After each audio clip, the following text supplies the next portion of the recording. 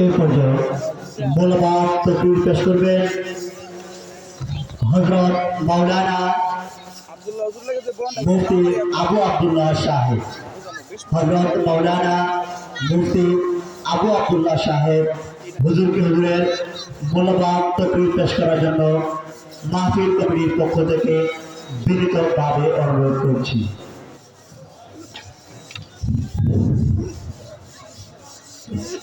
السلام عليكم ورحمة الله وبركاته. الحمد لله وكفى وسلام على عباده الذين اصطفى. أما بعد فقد قال الله تعالى في كلامه المجيد: أعوذ بالله من الشيطان الرجيم. بسم الله الرحمن الرحيم. يا أيها الذين آمنوا قوا أنفسكم وأهليكم نارا. صدق الله العظيم. وقال النبي عليه الصلاة والسلام: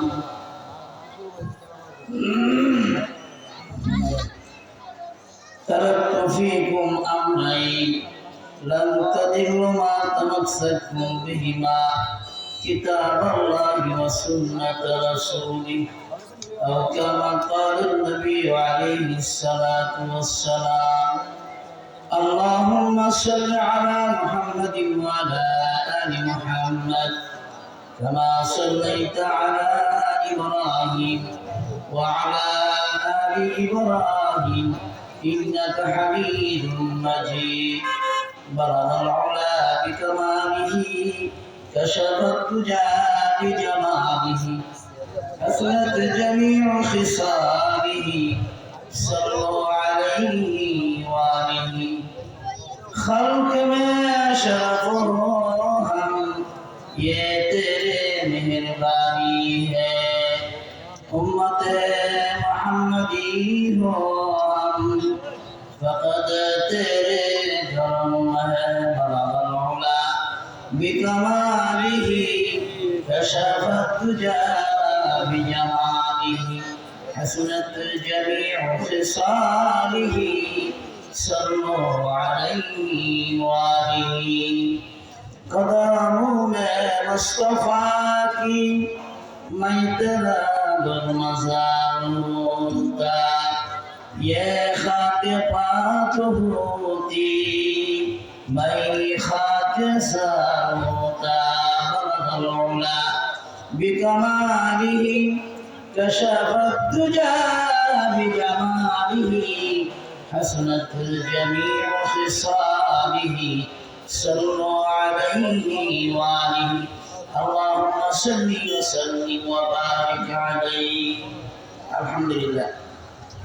ইমাম পরিষদ আখাউড়া উপজেলা উদ্যোগে 18তম ইসলামী মহাসম্মেলনের সম্মানিত সভাপতি মণ্ডলী আল্লামা শাহ সাদুর রহমান সাহেব, পীর কামিল আল্লামা মুফতি মুবারকুল্লাহ সাহেব, পীর কামিল মাওলানা জামিল হক সাহেব, আল্লামা মুফতি শামসুল হক সিদ্দিকী দামাত বরকাতুহুল আলিয়া, মঞ্চপুষ্ট ইমাম পরিষদ আখাউড়া সম্মানিত সভাপতি আল্লামা হযরত মাওলানা কাজী মাইনুদ্দিন সাহেব দামাত বরকাতুহু, আরো মঞ্চপুষ্ট আল্লামা ফখরুদ্দিন তাজি সহ অন্যান্য ওলামায়ে কেরাম, বেরাদারানে ইসলাম, আমার আখাউড়া সদর বাজারবাসী, অত্র বাজারের সুনামধন্য ব্যবসায়ী বিন্দু, বাজার আড়ালের মা ও বোনেরা, মহান আল্লাহর দরবারে শুকর, যিনি আমাদেরকে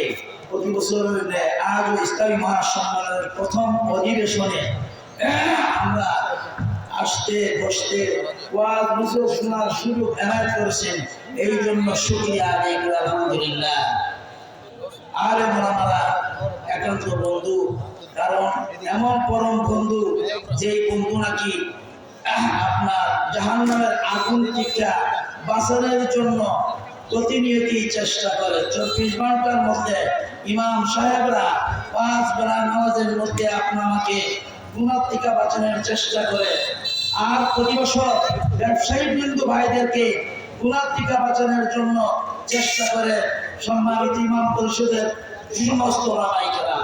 এই জন্য আলেমের সমাবেশ এখানে শোনার জন্য মুনাজির আজম আল্লামা হযরত মাওলানা ওলিপুর শাহ হুজুর দামাত বরকাতুহ আসবেন নিশ্চিত, এবং নতুন একজন বিশাল বড় আলেম দ্বীন আল্লামা হযরত মাওলানা নাসিরউদ্দিন আনসারী সাহেব সহ অন্য অন্য ওলামায়ে কেরাম বয়ান করবেন। তাই আমরা মনোযোগ সহকারে যদি শুনি, লাভটা কি হবে? দুনিয়া এবং পরকাল, দুনিয়া কিভাবে করা যাবে, পরকালে কিভাবে মুক্তি পাওয়া যাবে, সেই সুবাদে আল্লাহ রাব্বুল আলামিন কোরআনে কারীমের প্রথম থেকে নিয়ে শেষ পর্যন্ত একের পর এক এই আলোচনা আল্লাহ পাক করেছেন। আর আলেমদেরকে আল্লাহ পাক সম্মান দিয়েছেন। আল্লাহ নবী বলেন, আলেমরা হলো নায়েবে নবী। নায়েবে নবীর কথা শুনলে নবীর কথা শোনা হয়। আর দুনিয়ার মধ্যেও লাভবান, কারণ দুনিয়ার মধ্যে যদি বন্ধুত্ব থাকে আলেম ওলামার সঙ্গে, তাহলে আমার প্রাণের ভাইয়েরা আসরের ময়দানে আমাকে নিয়ে জান্নাতে নিয়ে যাবে, কারণ তাদের সুপারিশ ওই দিন কাজে লাগবে। আমার প্রাণের ভাইয়েরা, জীবনের প্রথম থেকে শেষ পর্যন্ত কোনো আমল যদি আল্লাহর দরবারে কবুল না হয়, একদিনের আলেম ওলামার সমাবেশে বসা, মহব্বত করা, প্রতিনিয়ত শ্রদ্ধা করা, মুসাফা মুআনাকাত করা, এই যদি ভালোবাসা হয়, আসরের ময়দানে আল্লাহ রাব্বুল আলামিন এই মহব্বতের কারণে আমাকে জান্নাত দিয়া দিবে। এই জন্য অনুরোধ করব, আমরা ওলামাদের কথা শুনি, আলেম ওলামার কথা শোনার চেষ্টা করি। ব্যবসায়ী বিন্দু, আপনাদেরকে বলছি, আজকে ব্যবসা তো করবেন, ব্যবসা ইবাদত। নামাজ রোজা যেরকম ইবাদত, ব্যবসা ইবাদত।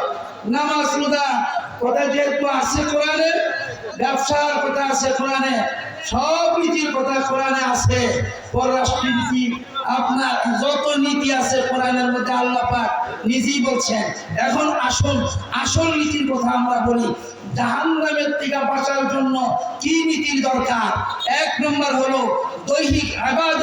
যেহেতু এই মাসটা হলো শাবান মাস, রমজান মাসের প্রস্তুতির মাস, সুতরাং রমজান মাসে ইবাদত করলে গুণমুক্ত হয়, সবাই জানি।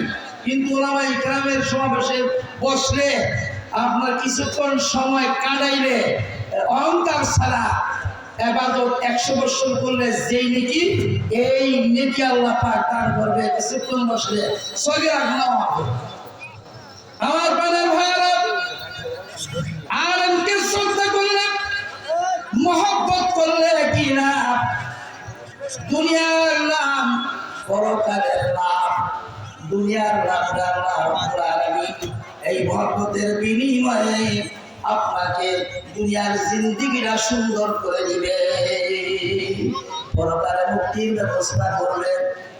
একজন আলেমকে ইজ্জত করে আল্লাহ রাব্বুল আলামিন ওই মানুষটাকে জান্নাত দেওয়ার ফয়সালা করেছেন।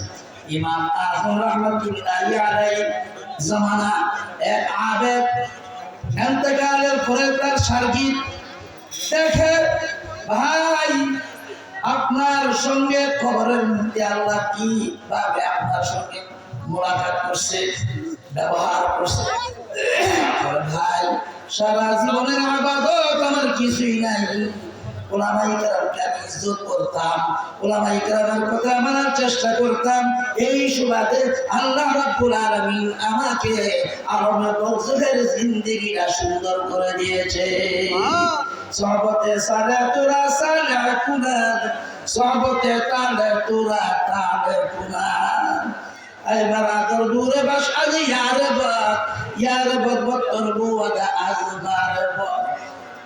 আমার পানের ভাইরা, দুনিয়ার মধ্যে যদি ভালো মানুষের সঙ্গ করেন দুনিয়াতে ভালো হওয়া সম্ভব, আর এগুলা মানুষের সাথে সঙ্গ করলে দুনিয়ার জিন্দেগি সুন্দর হওয়া সম্ভব। পরকালে আল্লাহ পাক বিশাল জাহান্নাম থেকে মুক্তি দিয়া জান্নাত দিয়া দিবে। হাসরের ময়দানে নবী রাসূলের পরে ওলামায়ে কেরামকে বলবেন, আপনার বুঝের লোক করলে বা এই সমস্ত লোক কি তারা চির জাহান্নামী। আল্লাহ রাব্বুল আলামিনকে বলবে, আল্লাহ দুনিয়ার জিন্দেগির ভিতরে তারা আমাদেরকে ইজ্জত দিয়েছে, আমাদের কথা শুনছে, ইবাদত করার চেষ্টা করেছে, আজকে যে কোনো একটা কারণে তাদেরকে জাহান্নাম তুমি দিয়েছো, আল্লাহ কিভাবে জান্নাতে যাই?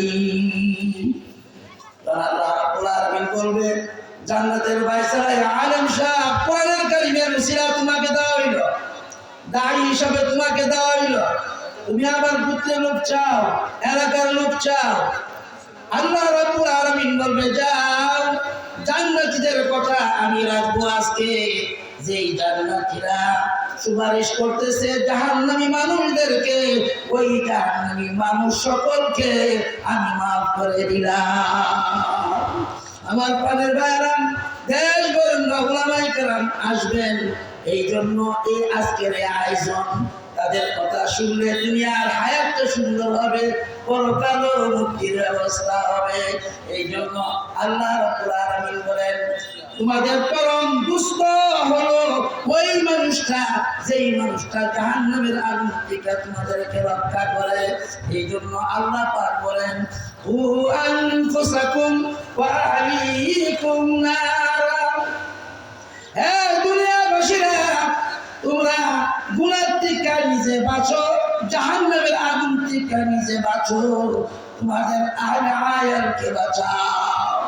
আমার প্রাণের ভাইয়েরা, আপনারা হলেন আমাদের পড়শি, কাছের মানুষ।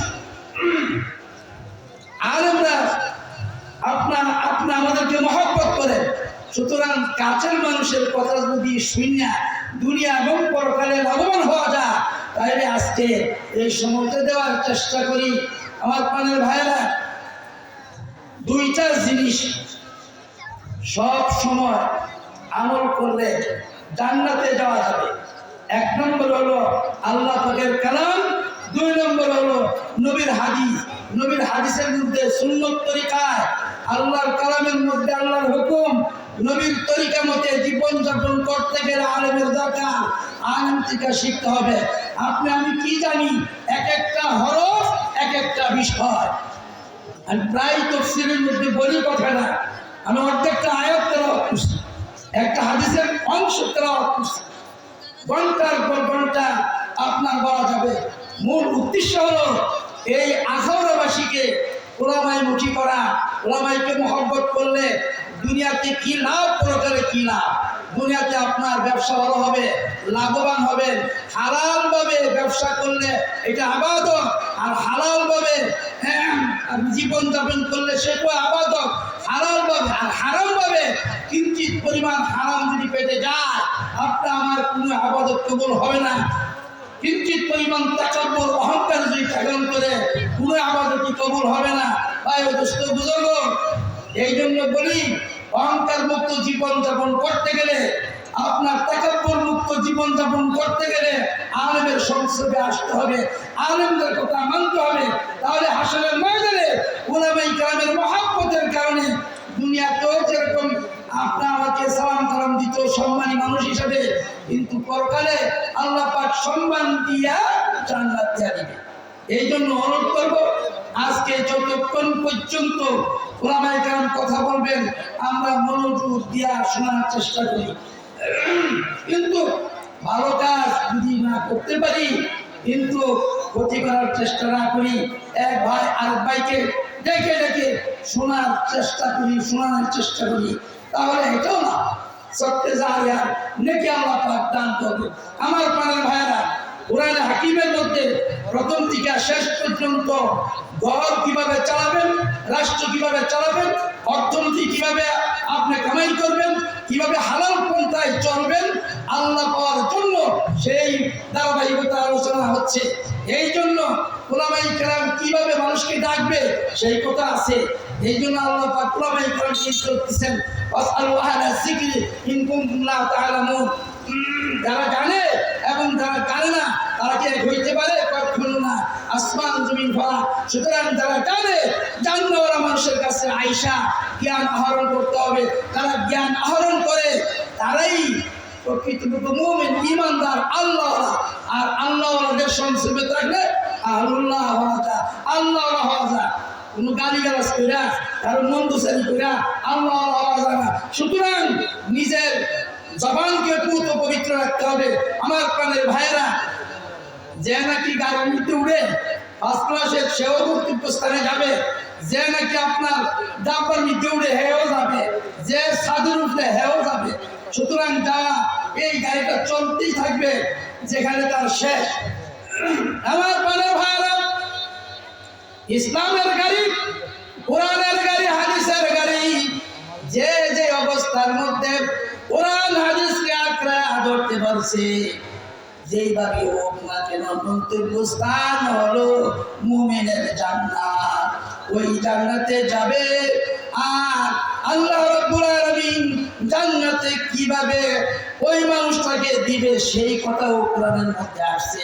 কিভাবে চলবে, কিভাবে ব্যবসা বাণিজ্য করবেন, কিভাবে সালাম কালাম দিবেন, কিভাবে উলামায়ে কেরামের সঙ্গে চলবেন, কিভাবে দেশনীতি এবং পররাষ্ট্রনীতি, স্বরাষ্ট্রনীতি, অর্থনীতি কিভাবে কামাই করবেন, সেই কথাগুলো কোরআনের মধ্যে আল্লাহ পাক প্রত্যেক জায়গায় জায়গায় উল্লেখ করা আছে। সুতরাং এহমত করার কোনো সুযোগ নাই, না মানার কোনো সুযোগ নাই। এই জন্য উলামায়ে কেরামকে আল্লাহ পাক বলেন মহাজ্ঞানী হলো কোরআনের ইলম যার মধ্যে আছে, হাদিসের ইলম যার মধ্যে আছে, তারা হলো মহাজ্ঞানী।